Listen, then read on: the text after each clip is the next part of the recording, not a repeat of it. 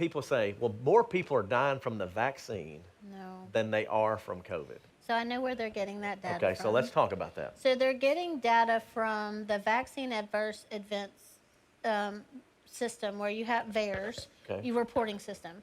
So anytime anyone has anything happen right after they have a vaccine, it can be reported into the system.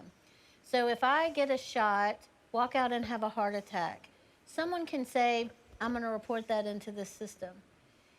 CDC has people who all they do is review those reports. They have to do investigations into that case.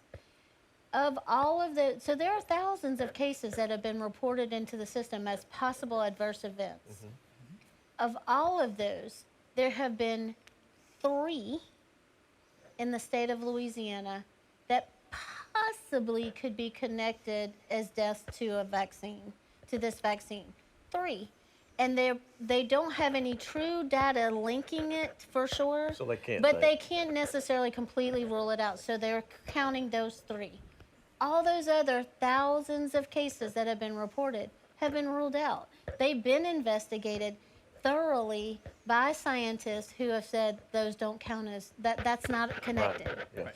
And it's really hard to say whether something's connected. So more time than not, you're going to keep it in the system than not. Right. You know, if there's any possibility it could be connected, because they want to know. They'll leave it in because they don't want to. If they can't completely rule it out, they're going to leave it in. Right. So think of it this way: the other side of the coin is we never report the good things that happen, right? Right.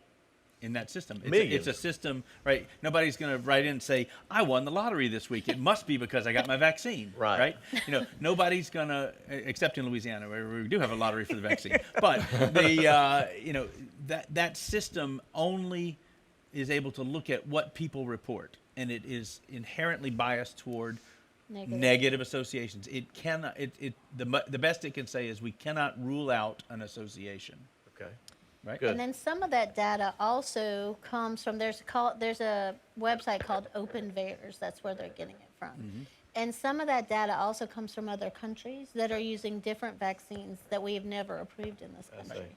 Too. So you also have to consider that source. But in this country, we are not seeing large numbers of adverse events, and definitely not serious adverse events. And the CDC has a separate system called VCare, which you can, once you've got your vaccine, you can sign up for, and it will query you on a daily basis if you've had fever or sore arm, those kind of things. How to do.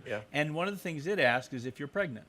And for those who are pregnant who've gotten the vaccine, CDC calls those folks, puts them in a separate registry to track anybody who's gotten the vaccines pregnant. Over 35,000 women have already enrolled in the pregnancy vaccine database and registry.